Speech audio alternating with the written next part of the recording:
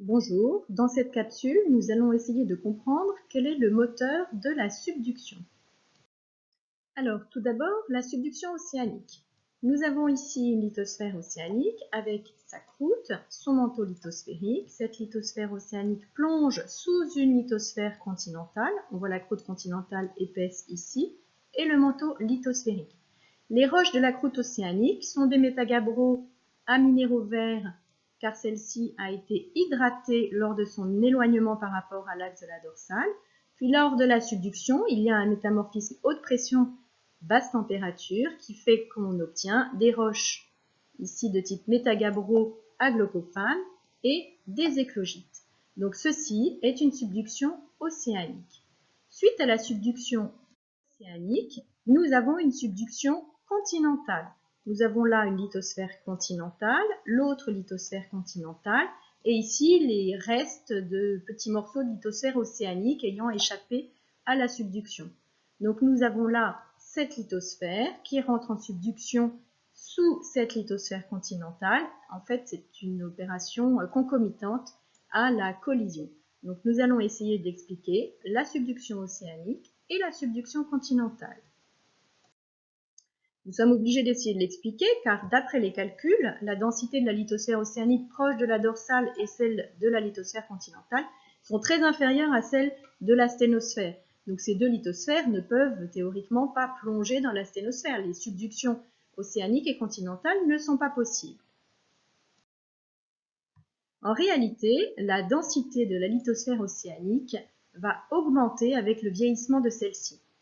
Ici, à l'axe de la dorsale, elle est créée, elle est toute jeune, et au fur et à mesure qu'elle vieillit, elle s'éloigne de l'axe de la dorsale. En s'éloignant, cette lithosphère océanique va refroidir. Or, ici, cette limite, c'est la limite thermique, 1300 degrés, entre la lithosphère et la sténosphère. Si la lithosphère refroidit en s'éloignant de l'axe de la dorsale, eh bien cette limite va être de plus en plus profonde.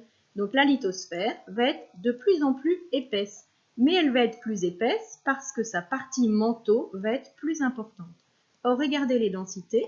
Le manteau a une densité élevée de 3,3. Donc au fur et à mesure qu'elle s'éloigne de l'axe de la dorsale, sa densité va augmenter car son épaisseur va augmenter grâce à la part plus importante que le manteau va prendre. Cette densité va finir par augmenter suffisamment pour être supérieure à celle de la sténosphère et plonger. D'après les calculs, dès 15 millions d'années, il peut y avoir une subduction. Or, la plupart du temps, cette subduction se fait avec plus de retard, plus vers 150 millions d'années, 200 millions d'années. Comment expliquer cela? Tout simplement parce que des flotteurs l'empêchent de couler à un moment où elle le devrait. Ces flotteurs, ce sont la lithosphère océanique jeune et la lithosphère continentale qui sont plus légères.